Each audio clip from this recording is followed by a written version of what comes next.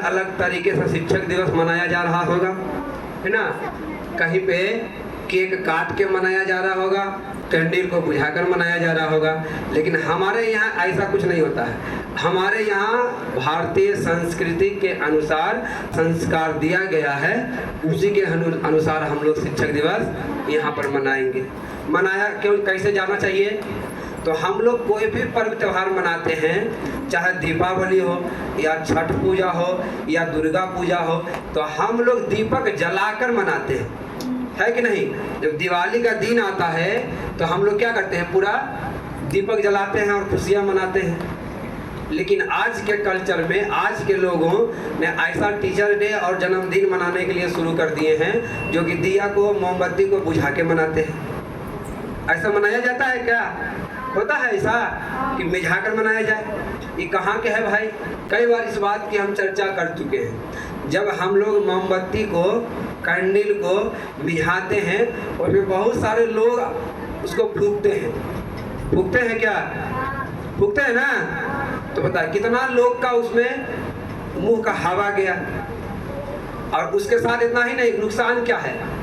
Doctor बताते हैं कि कोई आदमी गिलास में पानी पीता है ना, तो दूठा गिलास में फिर से उसी को भी पानी नहीं पीना चाहिए। उस मोमबत्ती पर तो कितना अलग अलग लोग फूंकते हैं। केक के ऊपर ही मोमबत्ती रखा जाता है, ऐसा ही ना। रखते हैं तो फूंक उस पर भी जाता होगा, अब फूंक के साथ कुछ और भी चल जाता होगा। अब बताओ, उसी केक को सबको बांट बांट के देते हैं, लीजिए थोड़ा आप खाइए, थोड़ा आप खाइए, थोड़ा आप खाइए। दूठा वाला है ना, दूठा। कितना हम लोग क्या कहते हैं, अपने संस्कृति के साथ अन्याय करते हैं। इतना ही नहीं करते हैं, क्या करते हैं, जहाँ केक काटेंगे वहीं पर ऊपर बैलून टांगेंगे। अब ये तो ठीक है, उसके बाद उसके अंदर क्या भरते हैं, बुरादा। अब पूरा जो हैप्पी बर्थडे टू यू होता है, सब उसी पे गिरता है, केक पे गिरता है। और फिर वही केक को सबको, या दीपावली हो, जन्माष्टमी हो, तो मिठाई के तौर पर लड्डू बांटा जाता है। क्या बांटा जाता है? लड्डू। लड्डू कई सारा बूंदिया का महीन दाना का एक मुट्ठ बनाकर बांटा जाता है। इसका संदेश क्या है? हम लोग एकता में रहे, आपस में एक बंध के रहे, ये उद्देश्य होता है। कभी सुनी हो कि आज प्रसादी में रसगुल्ला मिला है? नहीं। खुशी में रसगुल्ला मिल सकता है, मैट्रिक पास हो गए, घर में बउआ का जन्म हुआ, वो अलग बात है। लेकिन प्रसादी में जब भी मिलेगा तो जिलेबी मिलेगा, बूंदिया मिलेगा, लड्डू मिलेगा, ये सब चीज़ मिलता है, पता है कि नहीं। इस सब का हम लोग का उद्देश्य था, लेकिन धीरे धीरे हम लोग क्या हो गए, सब भुला गए। सर केक लाइए, केक काटिए, केक को लगाइए, केक है खाने वाला और सबको लगाइए। अगर वो ऐसा कोई सोच के आई होगी कि वहाँ भी केक कटेगा, सबको लगाएंगे, पकड़ पकड़ के लगाएंगे, तो ऐसा कुछ नहीं। यहाँ मिलेगा, अच्छे अच्छे शिक्षक आएंगे, अपना अपना बात बताएंगे। इसलिए शिक्षक दिवस जिनके हम मना रहे हैं, किनके जन्मदिन पर मना रहे हैं? राधा कृष्णन जी के जन्मदिन पर। वो इतने महान व्यक्ति थे, दर्शन शास्त्र की पढ़ाई पढ़े। उनको क्या बनाया गया? सबसे पहले उपराष्ट्रपति बनाया गया, फिर बाद में राष्ट्रपति बने। मतलब एक कहानी उनके बारे में याद आता है कि जब वो मैसूर यूनिवर्सिटी से ट्रांसफर हो रहा था, शिक्षक के क्षेत्र में बहुत अच्छे थे, तो जब उनका ट्रांसफर हो रहा था तो कलकत्ता जा रहे थे। उसी दौरान जब उनका बिदागरी हो रहा था तो सभी बच्चों से इतना प्रेम करते थे कि अब बच्चे भी उनसे प्रेम करते थे। तो बिदागरी के समय बगिया बनाया गया, टमटम। लेकिन जब टमटम पर बैठे तो खोजा गया, भाई टमटम का घोड़ा कहाँ है? सब बच्चा खुशी से बोला कि सर, हम लोग के रहते हुए घोड़ा आपको पहुँचाएगा स्टेशन, हम लोग घोड़ा बन के आपको खींच के ले जाएंगे, स्टेशन तक पहुँचाएंगे। कहने का मतलब है शिक्षक के लिए ये सम्मान होना चाहिए। और गुरु का मतलब जो अंधकार से प्रकाश की ओर ले जाता हो। गुरु का मतलब वो नहीं कि प्रकाश से अंधकार की ओर ले जाए। मतलब हम भी नाचें और तुम भी नाचो। पीपल का पेड़ का बीज देखे हैं? नहीं देखे हैं? एकदम सरसों के दाना से भी छोटा होता है, लेकिन वही पीपल का पेड़ जब बड़ा होता है तो एक विशाल बनता है। उसके नीचे सैकड़ों लोग बैठ सकते हैं और उसका छां बहुत दूर तक जाता है। और ये इतना, उसमें एक ही खासियत नहीं है। पीपल को हम क्यों पूछते हैं? 500 लोगों को एक ऑक्सीजन देता है, 500 लोगों को, लेकिन छोटका नहीं, बड़ा वाला पीपल। मतलब बीज छोटा हो, कहने का मतलब जितना भी बच्चे यहाँ बैठे हैं देखने में छोटा भले हैं, लेकिन इन सब के अंदर उस पीपल के पेड़ की तरह विशाल प्रतिभा और क्षमताएं छिपा हुआ है। बस इसको शिक्षक क्या करते हैं, उसको हवा देते हैं। हवा देना मतलब उसको आगे बढ़ाते हैं। शिक्षक क्या, एक सड़क की तरह है, जो अपने तो वही रहेंगे लेकिन बच्चे को मंजिल पहुंचा देते हैं। आप सभी को शिक्षक दिवस की ढेर सारी शुभकामनाएं। आज हम सब शिक्षक दिवस मनाने के लिए यहाँ उपस्थित हुए हैं। और शिक्षक दिवस क्यों मनाया जाता है, कैसे मनाना चाहिए, सही तौर तरीका क्या है, आज आप लोगों को देखने के लिए मिलेगा। शिक्षक दिवस मनाते क्यों हैं, क्योंकि इसी दिन डॉक्टर सर्वपल्ली राधाकृष्णन जी का जन्म हुआ था। उनका कहना था कि हमारा जन्म जयंती के रूप में ना मनाया जाए, ऐसा दिन एक ऐसा कार्यक्रम के रूप में मनाया जाए जो देश भर में जितने भी शिक्षक हैं सभी को सम्मानित मिले। तो आज ही के दिन सभी शिक्षकों को सम्मानित किया जाता है, सम्मान मिलता है ना। तो उनका भी कहना ये था कि सभी शिक्षकों को 5 सितंबर के दिन, जिस दिन मेरा जन्म हुआ है, उस दिन उन्हें क्या मिले, सम्मान मिले। तो हम सबका उद्देश्य है कि जो भी गुरु हैं, शिक्षक हैं, उन्हें क्या दें, सम्मान दें। लेकिन आज के समय में शिक्षक और गुरु में फर्क हो गया है। शिक्षक वह होते हैं जो हमें सिर्फ शिक्षा देते हैं। अगर कोई एक बात बता दिए, भारत के राष्ट्रपति कौन है, वो शिक्षक हो गए।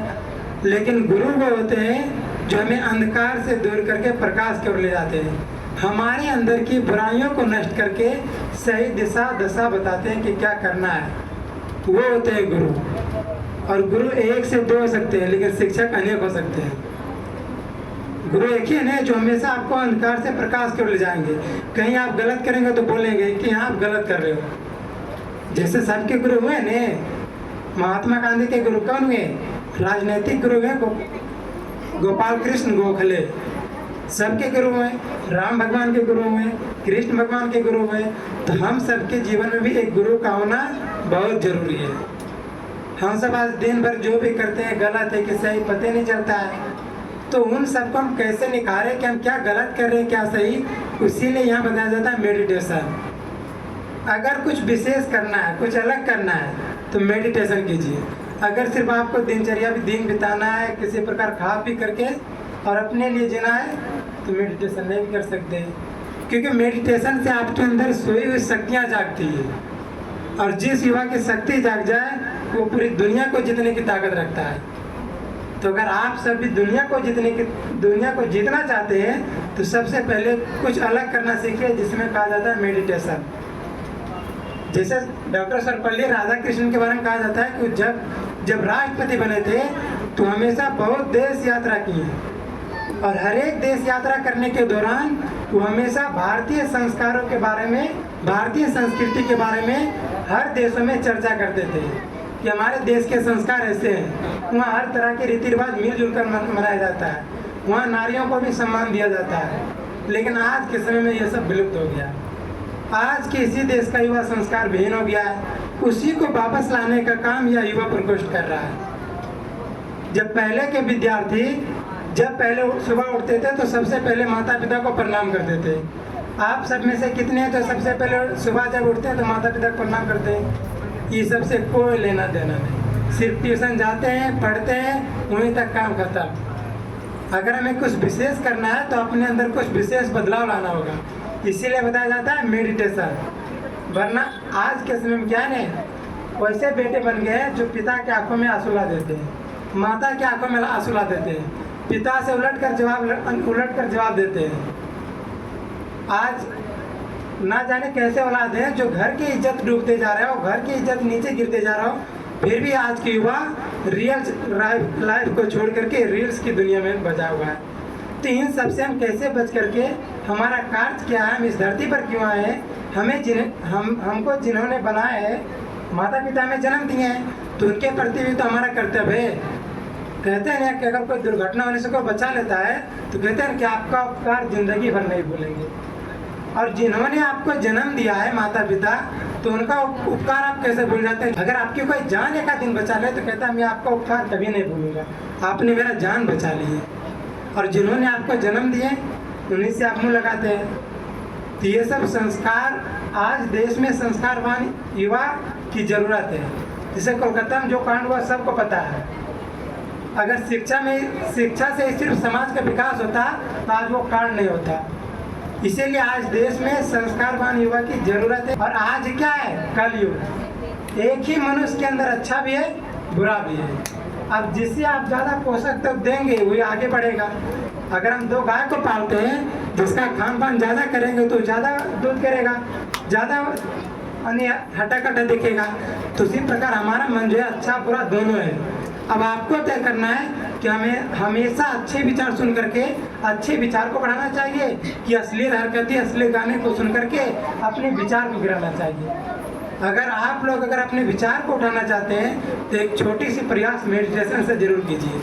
और जिस दिन आप सबका विचार ऊपर उठ गया तो आपको दुनिया को जीतने के लिए कोई नहीं रोक सकता है। जैसे भी नीतीश सर बता रहे थे गोरे काले की बात, डॉक्टर APJ अब्दुल कलाम ये क्या बोले थे, आज के समय में अगर कुछ बेहतर करना हो तो स्मार्ट वर्क की ज़रूरत है, हार्ड वर्क की नहीं।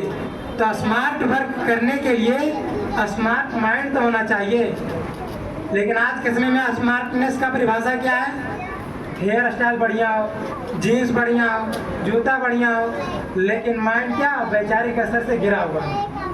लेकिन अगर स्मार्टनेस है तो वैचारिक स्तर से क्या है, ऊपर उठना होगा।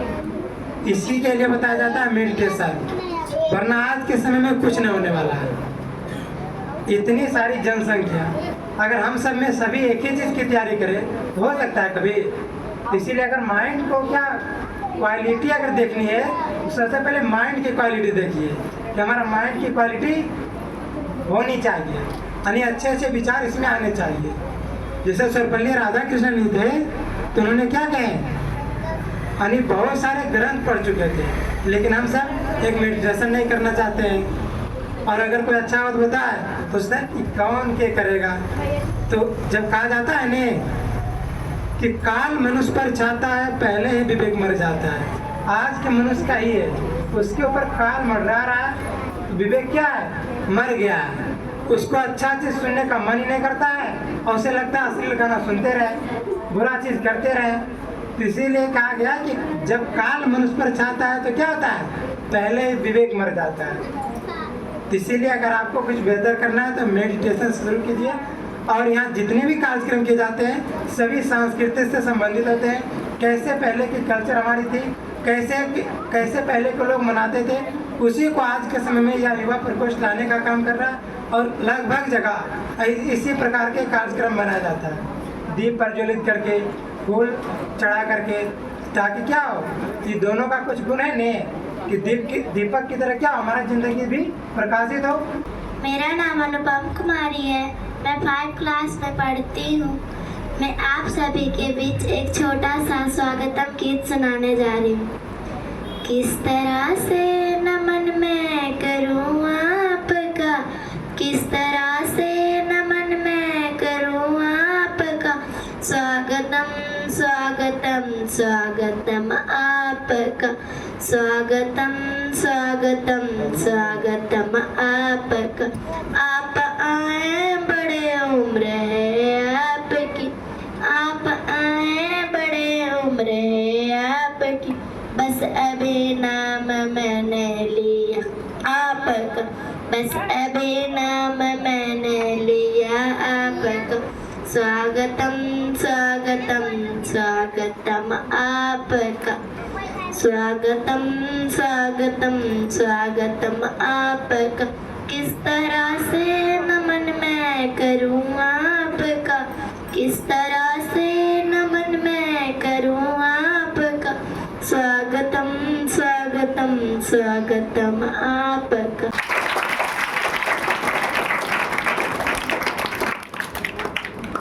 आज के इस पावन अवसर पर उपस्थित सभी सम्मानित सज्जनों और इस आयोजन के संचालक नीतीश जी, मैं उनको काफ़ी धन्यवाद देना चाहता हूं कि वो हमेशा इस तरह से एक कोई समारोह करते रहते हैं, ये बहुत अच्छी बात है। और आज तो खास करके जो बच्चों को वो पढ़ाने का काम करते हैं। तो आज हम सभी लोग जानते हैं कि आज शिक्षक दिवस है, जो कि हम लोग इस देश के, हमारे भारत राष्ट्र के सर्वोच्च शिखर पर सबसे पहले उपराष्ट्रपति के रूप में 2 कार्यकाल तक यानी 10 वर्षों तक और इसके बाद दूसरे राष्ट्रपति के पद पर इस देश के मान सम्मान को सुशोभित किए, वो है डॉक्टर सर्वपल्ली राधाकृष्णन।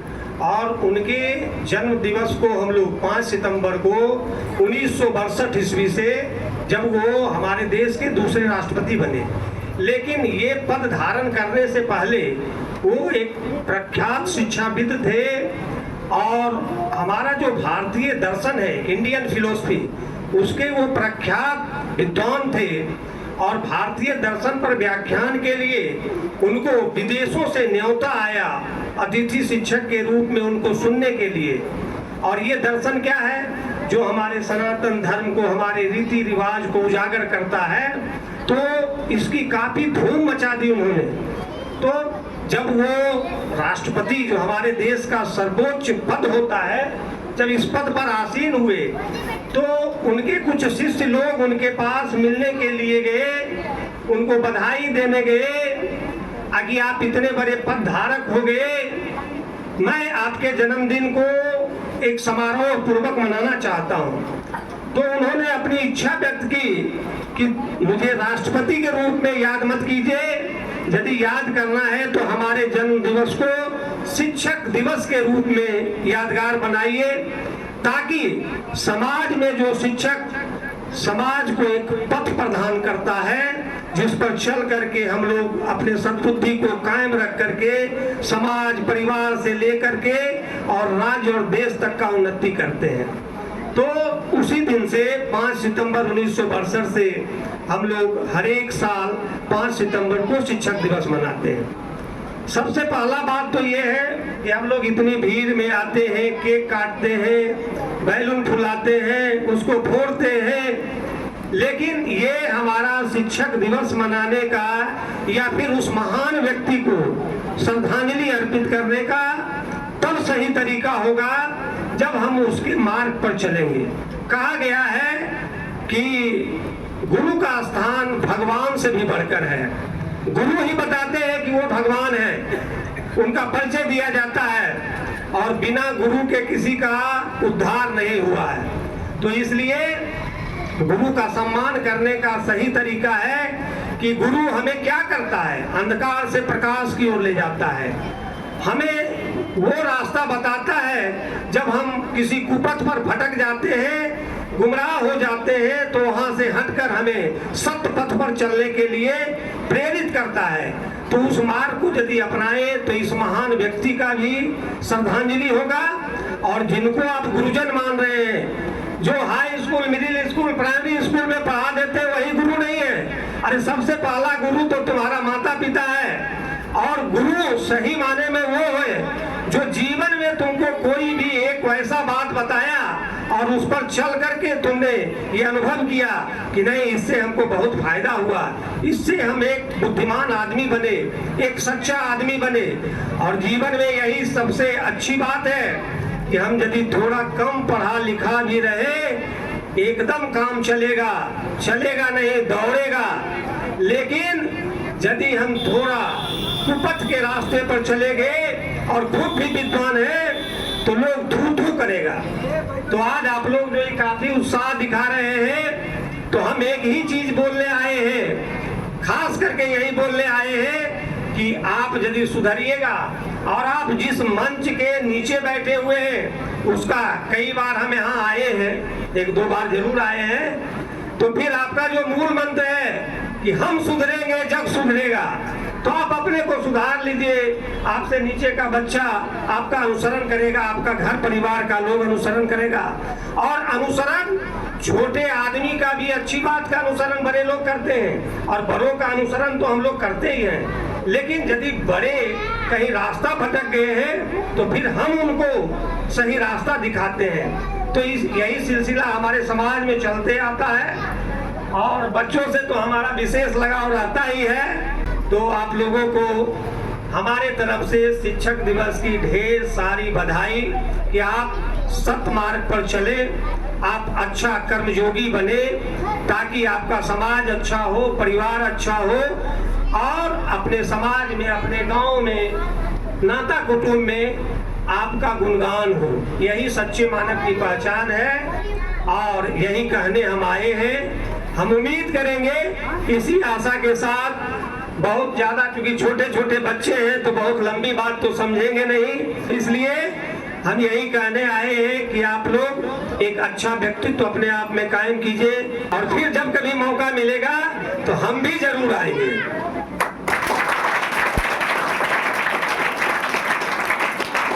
सर हम लोग के बीच आते हैं और कुछ भी बात रखते हैं तो हमें काफ़ी अच्छा लगता है, एक मोटिवेशन मिलता है कि सर कुछ ना कुछ बताते रहते हैं। उनका उत्साह, उनका लगन इस कार्यक्रम के प्रति ज़्यादा है। शिक्षक दिवस पे सभी को हार्दिक शुभकामनाएं।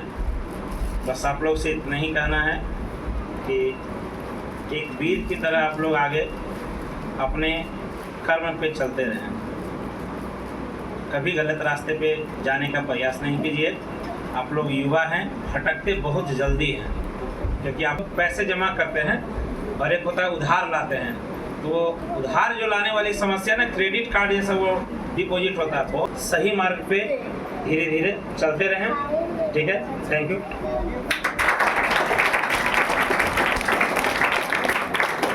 सर का बहुत बहुत धन्यवाद। आज जो भी शब्द बताए लेकिन काफ़ी अच्छा बात बताए। हम लोग क्या कहते हैं, सोचते हैं मेहनत करना नहीं चाहते हैं, शॉर्टकट सोचते हैं। कौन भगवान की पूजा करे कि बिना पढ़ले रिजल्ट आ जाए, ऐसा कोई भगवान नहीं है, सिर्फ एक ही भगवान है, वो अंदर से बैठा हुआ है। सबको आज शिक्षक दिवस की शुभकामना है। अभी आप लोगों के बीच ललन सर जो बता रहे थे ना, उससे ज़्यादा हम क्या बता सकते हैं। लेकिन एक बात जो बताए राजीव सर, जो जिनको आजाद सर कहते हैं, शॉर्टकट बात सही बोले। हर सभी लोग चाहते हैं शॉर्टकट, मेरे सारांश। इसका एक थोड़ा सा हम उदाहरण देते हैं। 12 बजे के लगभग करीब करीब 10-15 की संख्या में बच्चे लोग आ रहे थे ट्यूशन पढ़ के। रास्ते में मिल गया मीडिया वाला, बोला रे अभी छुट्टी का टाइम तो नहीं है। तो कहा कि छुट्टी का नहीं टाइम है, हम विद्यालय से नहीं आ रहे हैं। तब कहाँ से आ रहे हो? 8-10 की संख्या है। कहा हम कोचिंग से पढ़ के आ रहे हैं। तो क्या विद्यालय नहीं जाते हो? बोला नहीं नहीं विद्यालय नहीं जाते। क्यों? तो बच्चे लोग बता रहे थे सर कि विद्यालय जाते हैं न, तो जितना क्लास जितना किताब है मेरे क्लास में, सभी विषय के सभी शिक्षक जो हैं शुरू से अंतिम तक पढ़ाते हैं सालों भर। और कोचिंग में क्या होता है कि शॉर्ट में बता देते हैं, उसको हम याद कर लेते हैं और हर वर्ष मेरा करीब करीब फर्स्ट डिवीज़न पास करते जा रहे हैं। यही हुआ शॉर्टकट। तो मीडिया वाला क्या बोला कि एक बात सुन लो बच्चों, कोचिंग में सारांश तो पढ़ लेते हो, फर्स्ट डिवीज़न भर आ रहा है, लेकिन जब BA MA कर जाओगे, कंपटीशन में जाओगे, तो ये डिग्री काम नहीं करेगा जो अध्ययन कर रहे हो। और अभी भी देखिएगा जो परीक्षा देने वाले हैं कंपटीशन वाले, उनको मालूम होगा कि कह रहा है विभाग NCERT यानी नेशनल शिक्षा विभाग और राज्य वाला कि क्लास 6 से लेकर के 11 तक का जितना किताब है, अगर धीरे धीरे अध्ययन सब कर लोगे तभी कंपटीशन सफल होगा। एकदम मेहनत करो, कुछ विद्यालय भी जाया करो, रोज कोचिंग में भी पढ़ो और घर पर भी समय पढ़ो। और शिक्षक दिवस से सर बता ही दिए कि हमारे जो सर्वपल्ली राधाकृष्णन राष्ट्रपति बने, पहले शिक्षक थे। शिक्षक में इतना मन लगा करके पढ़ाए लिखाए, संस्कार लिए और दिए, तब राष्ट्रपति के लिए लोग उनको मनोनीत किया, राष्ट्रपति बन गए। तो अब हम लोग चूँकि संस्कारशाला में प्रत्येक बृहस्पतिवार को आरती करते हैं, तो आज बृहस्पतिवार है, तो सभी संस्कारशाला के सभी लोग अपने अपने स्थान पर खड़े हो जाएं। अब आरती होगी।